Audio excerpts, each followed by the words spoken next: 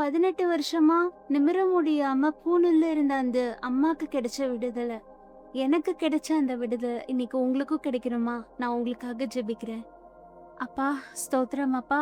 இப்ப கூட யாரெல்லாம் ஜெபிக்கிறாங்களோ அவங்க எல்லாரையும் உங்க கருத்துல ஒப்படைக்கிறோம் ஏசப்பா. அவங்க அவங்க லைஃப்ல என்ன சிச்சுவேஷன்ல போயிட்டு இருக்கிறாங்க அப்படின்றது நீங்க அறிவீங்க அப்பா. அப்பா அவங்க யார்கிட்டயுமே ஷேர் பண்ண முடியாத அளவுக்கு ஒரு சிச்சுவேஷன் கடந்து போயிட்டு இருந்திருக்கலாம்.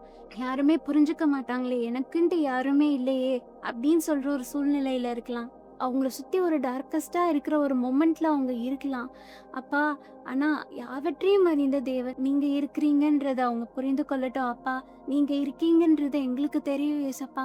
இன்னைக்கு அவங்களுக்கு ஒரு விடுதலை கொடுங்க ஏசப்பா. அப்பா let them know that you are with them ஏசப்பா.